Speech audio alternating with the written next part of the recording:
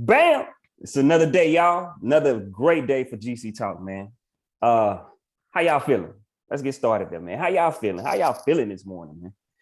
I'm, Woo! I'm feeling pretty good, man. Like I say, hit the gym, get my energy going, and start my day off. So I'm straight, chilling. Oh, you already hit the gym? Yeah, I hit the gym early today. It's like what time? It's like what?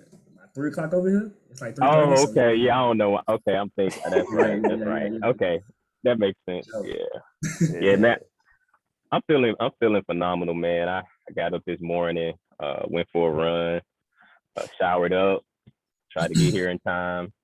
Chop it up with y'all, get the day going. Okay. Same thing. I started off a little tough this morning. My son didn't want to cooperate. We were supposed to work out this morning, but I don't know. He was on one this morning, so we had to change the game plan up. But you know, you get him right. I had a great conversation with him. I try to do that, make sure that he understand, because he about to be a big brother soon, so he need to start setting the tone. And so understand that we have some expectations for him, especially being the older brother. So I basically had a conversation with him about that, man, and hopefully it went well. His attitude changed after the conversation. So, you know what I mean? You gotta kind of do that from time to time. So that's how my morning started. My week was great. Stuck to the game plan as far as some of the things that we trying to accomplish in the household. So yeah, man, it was a good week. Always productive when you're reaching your goals and you steady touching them. You know what I'm saying? Hitting your milestones. So yeah, man.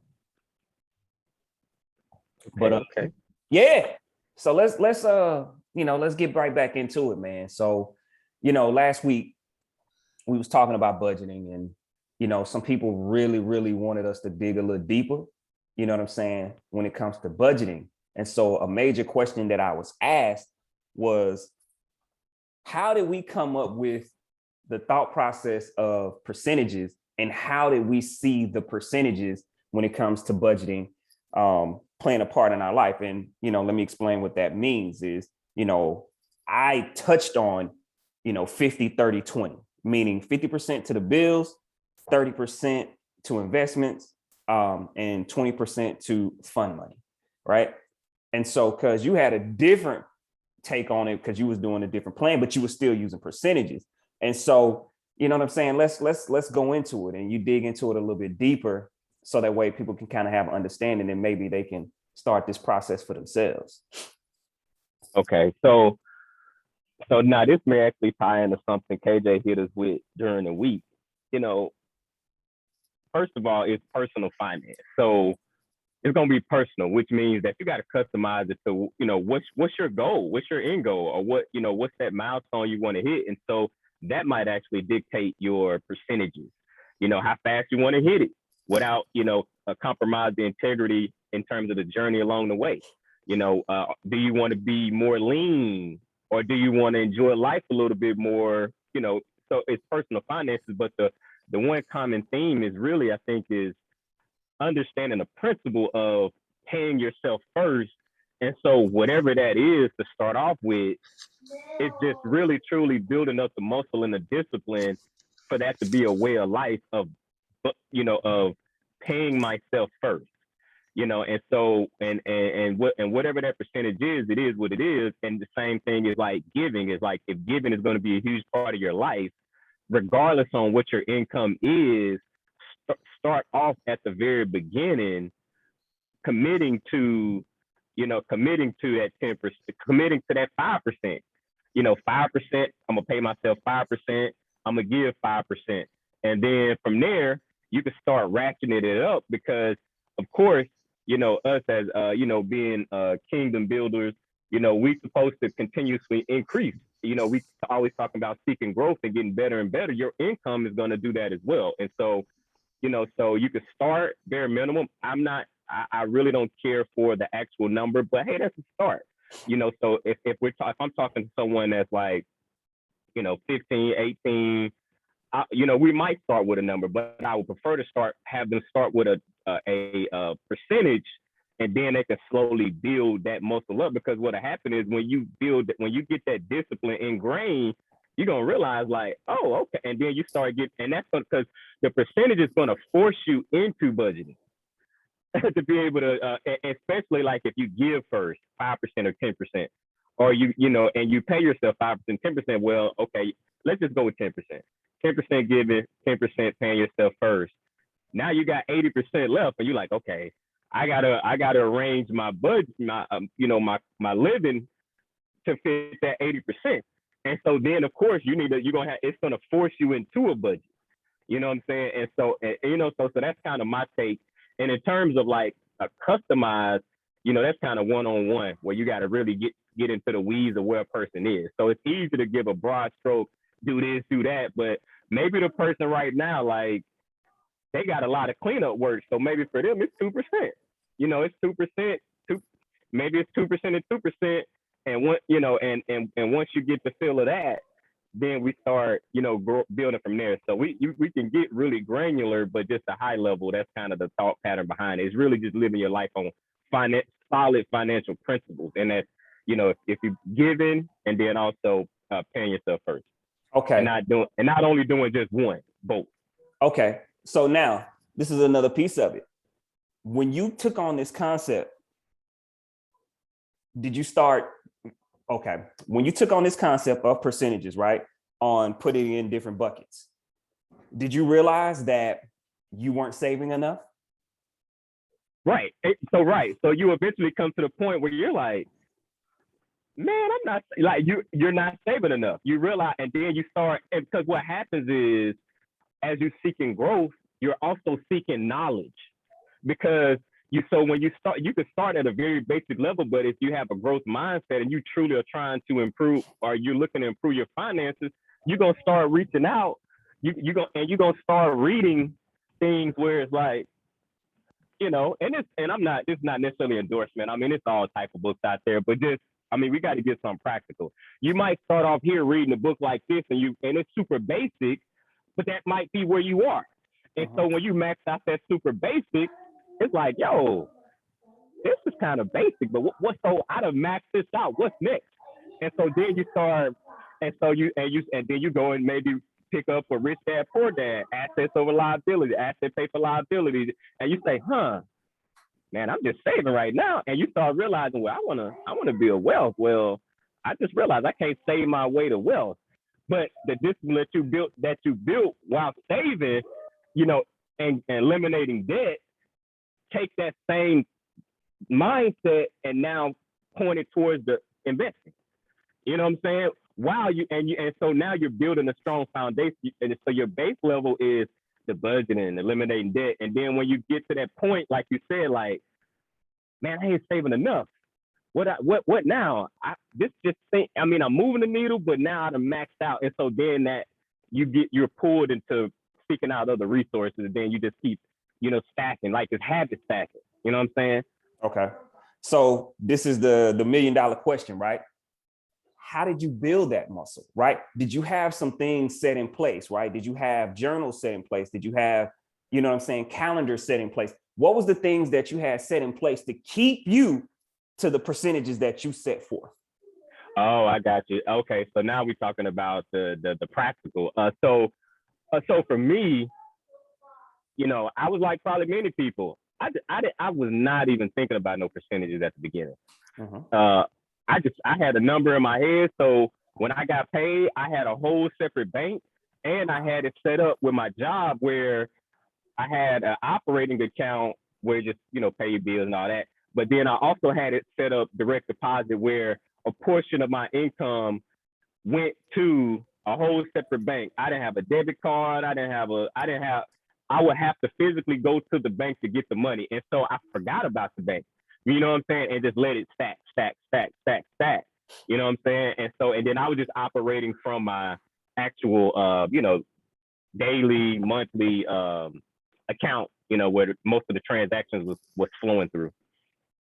Okay. And just to kind of give a caveat, for most businesses, people that's taking on this concept of, okay, my bills account is here, my savings account is here, my investment account is here. Most companies will give you up to 4 banks that you can direct deposit into. So keep that in mind. And all it is really just going to your HR, the same way you did your direct deposit for your, your check that's going in. You could normally add up to 4 banks. Most businesses give you up to 4 banks that you can split your check into. So just to give that. Now, coming back over here, did you, because I think people have to understand also as well, right? This is a process. So, Yep. I know we're making it sound extremely easy, but also you set your bank accounts up, right? Were there other things that you did? You know what I'm saying? So you set your bank accounts up, you left it alone. What were some of the other things now to make you say, okay, I'm going to invest this money and not touch this money? You know what I'm saying? Because we know that you got to build a muscle up. How did that mindset start to shift to doing that and you stayed to that game plan? A lot of trial and error. A lot of trial and error. You build an account and then you like, oh, well, let me just run up there real quick. I'm gonna put it back. I'm gonna put it back, and you don't put it back. And so then you starting over again. Or you're not just, building it up like you could be, and saving is one thing, but then like you said, taking it to the next level of investing, for me, I'll say what probably impacted me was kind of coming up and graduating. Well, not really seeing it for myself, and not seeing it, around me in terms of, not really seeing anyone talking about investing or any of that nature. But then, when I graduated from college, I graduated in the middle of the recession. And so I didn't even realize that I had took on some emotional things, and I associated the stock market with, a casino, or it's dangerous, or, what I'm saying? And so I built up a fear and didn't even realize, and it was subconscious, and didn't even realize it was there. You know what I'm saying? And so I'm not even thinking about investing like that. You know what I'm saying? I would put money in a 401k, and then I'm like, man, that's a scam, and cash it out. You know what I'm saying? So just doing silly stuff like that, and so just over the last, 4 or 5 years, really 4 years, 3-4 years, I really turned it on. So I can't sit here and just pretend like I had it all figured out at the very beginning, because I did. But when it clicked, I'm like, and I'm gonna tell you what really helped too, like having financial counsel in your corner, and you actually looking at the numbers. When you start looking, I'm a logical person. So when you start looking at the numbers versus getting past the feelings and theories and all of that, and you seeing the compounding, and someone is actually doing it, saying, look, I did it. This is what it looked like. Look, I had this amount in my account at this time. 2 years later, it grew to this. And when you start seeing that, and you actually put some practicality behind it, that 1 + 1 = 2, then it's like it's seeking out the knowledge. You know what I'm saying? Like, it's the knowledge, the understanding. Knowledge meaning you get into new information. The understanding is you're not understanding it from the fear perspective that you had. You're renewing your mind from the understanding from the that standpoint where I actually get it. And then the wisdom comes when you actually apply it. You know what I'm saying? And so it's truly becoming a new person, man, and just realizing, like, sometimes I got a bunch of garbage I gotta clear out my head first to stop sabotaging myself. So you can have good habits with sabotaging behaviors, and then you kind of you 2 steps forward, 3 steps back, 3 steps forward, 1 step back. You know what I'm saying? So you doing that, then it's really hard to build that way. Okay. So for me, and I'll be quick with it, because we definitely want to hear from the other fellas. Budgeting for me was never a hard thing, right? Never, ever a hard thing. And so I've always been able to do that. Now, even from, like you just said, saving. So of course it started with, all right, I just want to save $400 a month, right? And then you build that muscle up of doing that. And then it wasn't until later the percentage part came, and I realized I wasn't saving half of what I should have been saving, right? And so then from there, you still building that up, but you looking like, I'm not going to be able to save myself to becoming a millionaire, right? But then it was a different mindset shift for me when it came to that, because now you saved all of this money up, right? And to say that I'm going to be able to invest this money now was like, ooh, there's that possibility that I could lose this money that I saved, right? But when you have the proper knowledge, like you said, and you do the research and you realize like, there's absolutely no way that I can gain compound interest on my money unless I go this route. There's absolutely no way. And then, because if you're taking 20, 30, 40, $50,000 and getting compound interest off of it, oh man, like you're going to make money off of it. And we could talk on the basic level when it comes to these, you know what I'm saying? Like an index fund, mutual fund, you know, from that 3 to 8% range, because those types of things, that's usually what they average, between 3 to 8%, right? And you start doing the compound interest on that, on say you've saved 30 grand. Like, hey man, it's crazy. So, but taking a step back, because I know once again, that's a little bit further and we can get into that at another time. KJ, we talked about this. Did you go this week and start doing the statistics, the percentages on your money or how much you make and where everything lies? As far as, you know, like, okay, I'm only saving 20% or 10%. Like, what does that look like for you now that you have that information? So honestly, I don't want to put, you know, some of my financial business out there, but I think for sure I'm saving more than, you know, the 10% based off what I'm making every month. So not to say I don't make enough money, but like, you know, so I'm doing that, and you know, like I said, like I'm limiting my bills. You know, I just limited my bills, and I just limit, you know, me spending every day. So, but yeah, I mean, my percentage for saving is definitely over 10%. So. Yeah, but also your bills ain't 50%. So Oh yeah, nah, yeah. So that means you got a lot of play money. Yeah. So now looking at that, right? Going towards your goals, how are you going to switch this up? Dang. I think I just need to, you know, kind of sacrifice with my play money to go into my, you know, put in my, you know, my savings. That's what I'm thinking. That's what I'm seeing now. You see what I'm saying? Because I mean, it's okay if you keep your play money going the way you're going, but based off of the goals that you have, you say you want to build generational wealth. It starts with you, right? So that means you're going to have to start making some changes and some sacrifices, because this is the best time for you. You're making decent money. For the people who don't know, he in the Air Force, making decent money with limited amount of bills and no debt. So basically hardly no debt, you know what I'm saying? Limited amount of bills. This is definitely the time for you to start really looking at it and saying, you know what, like I can really get away with investing a lot more. So start thinking in that perspective, because why? You have the basic necessities where you are. You don't have to pay for rent and you don't have to pay for food.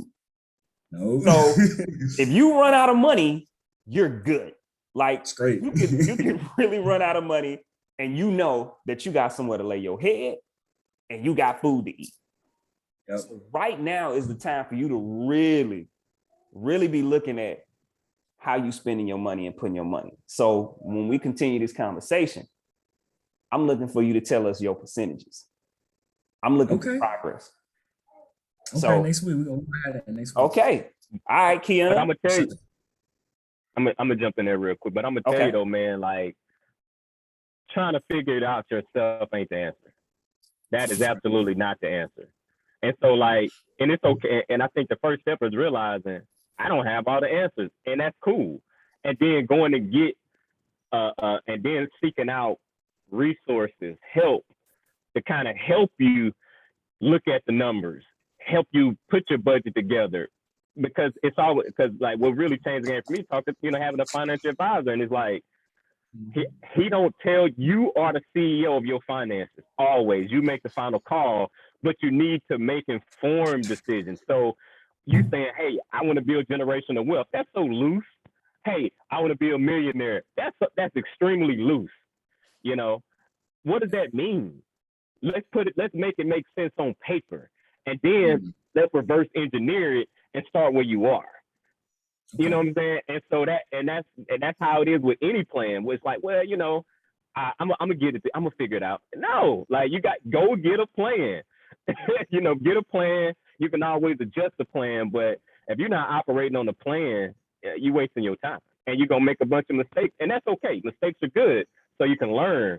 But like, yeah, let me just go figure it out. You know what I'm saying? And piece a whole bunch of information together. Nah, go get a solid plan. Or if you see somebody that's making something happen, maybe you're reaching out to them and say, hey, sit with me, man. And like, and that requires being transparent, open, and saying, look, this is how much I make. This is how much I'm, you know what I'm saying? And like, it ain't about like get past the, man, I ain't trying to let you see what I'm, man, like if you trying to get it, you don't care about none of that. You like, I'm trying to get to it. You know what I'm saying? But yeah, no, just I wanted to throw that out there. But yeah, we can kick it to Keon and see what his thoughts is. You know. Yeah, when it comes to budgeting, do you currently have a budget set, Keon?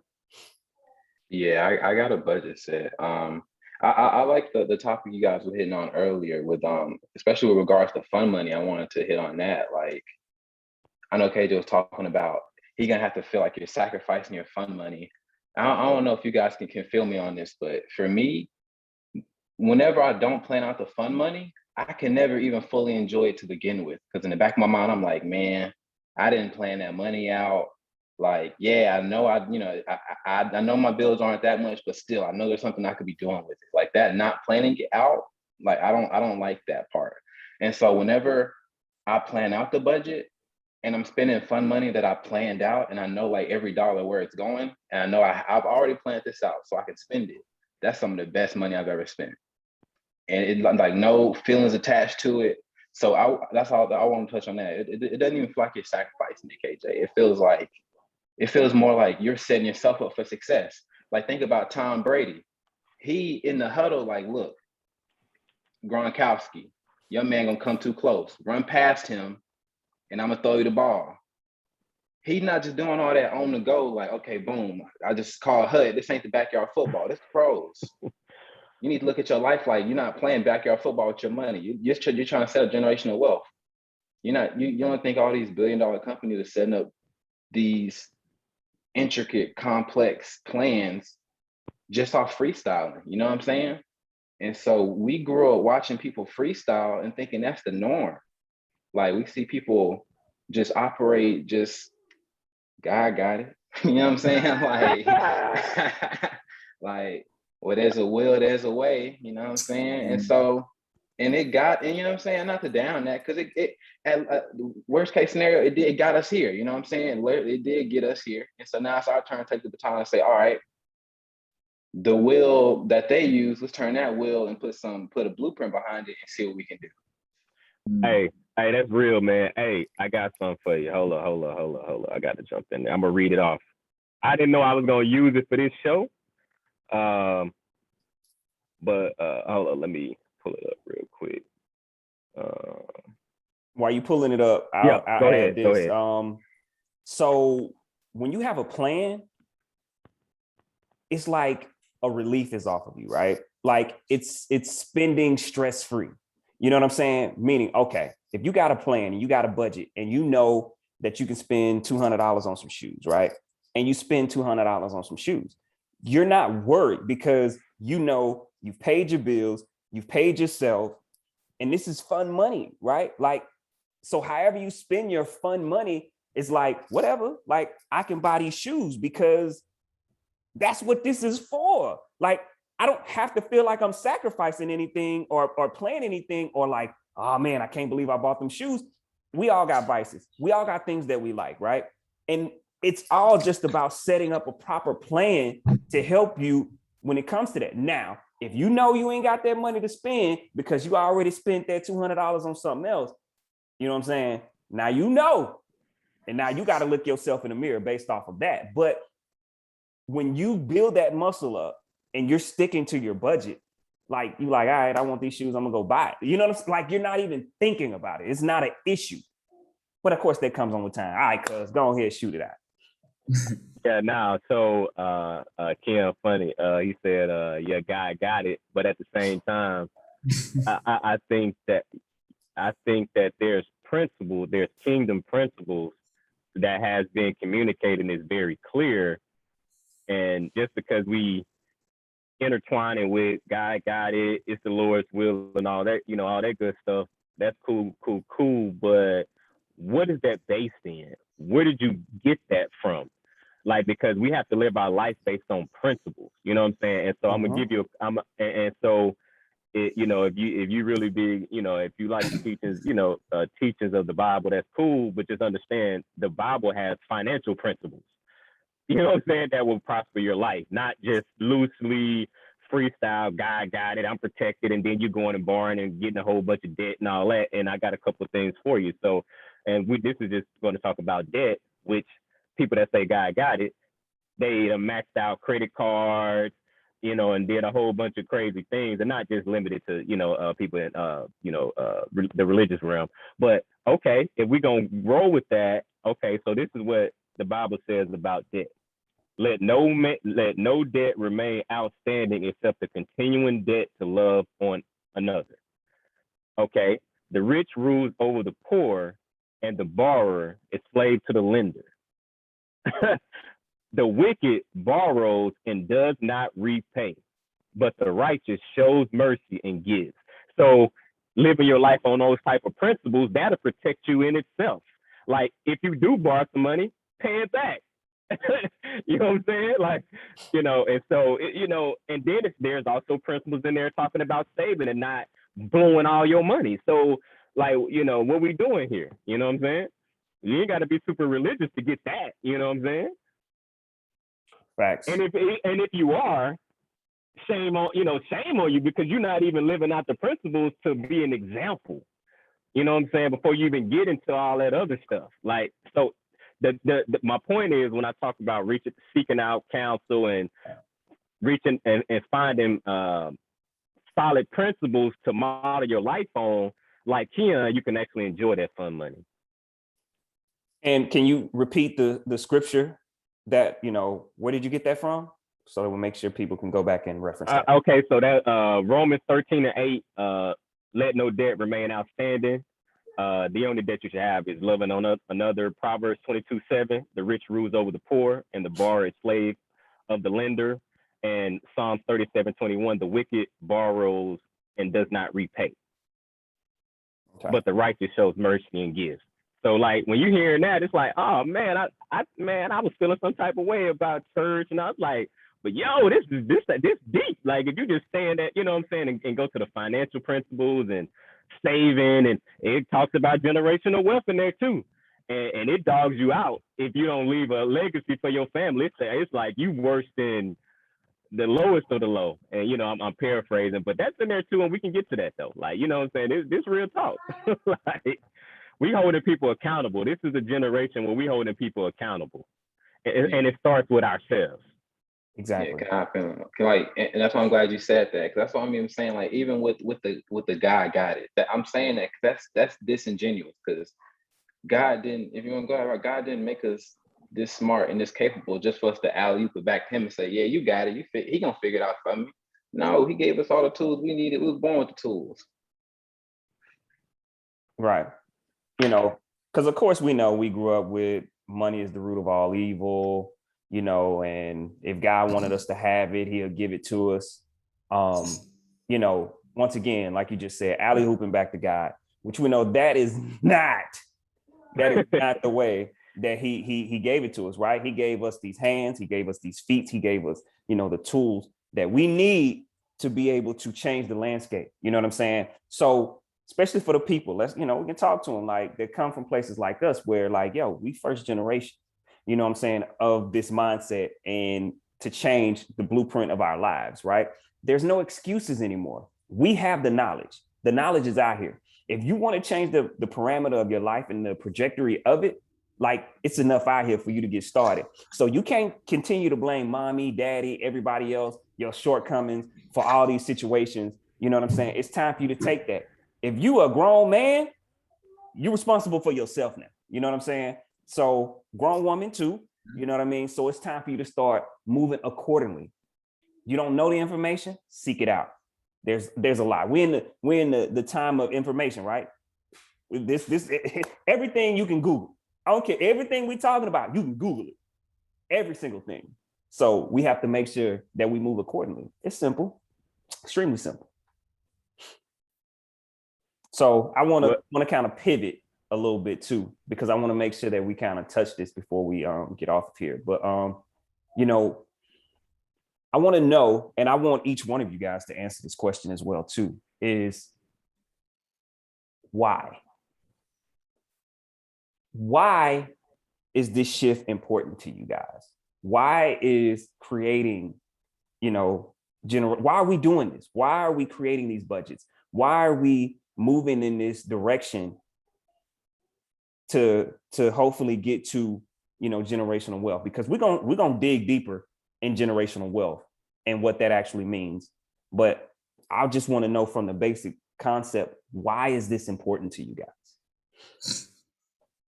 I go last, close us out. KJ, you want to kick us off? You want to go Keon first, or want me to go first? And I got it. Don't worry. I got you. Don't worry. So I'm glad you asked that. So like, this is something that I've been thinking about a lot for the past couple of days, especially due to a class. I'm actually taking a course right now, Management 233, Family Organizations.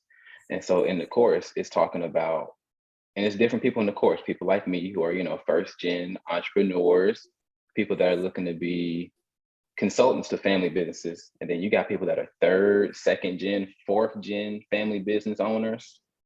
And in that fourth gen, that's 3%. 3% of businesses make to that fourth generation. That's elite. That's cream of the crop, right? Mhm. And so, and a professor also comes from that. You know what I'm saying? So I'm seeing, like, long story short, one of the most important aspects of those businesses, what sets them apart, is that the founder is what sets them apart and what's helped those businesses prosper. The founder is setting the culture for that business to thrive for generations and generations. And so, we can sit and complain about, oh, our generations before us didn't leave us, whatever. But like, okay, cool, leave that behind. That's not even relevant to this conversation. We are the founders, and we look at it and we're like, oh yeah, we're breaking generational curses. We're generation building, legacy building, and people. I feel like not us, but I feel like those words can get thrown around, and I feel like we kind of lose the heaviness of it. But that's such a big task. We are the Sam Waltons for our family. We are think of all those companies that's been running for the past 100, 200 years. We're the Estee Lauders for our family. You know what I'm saying?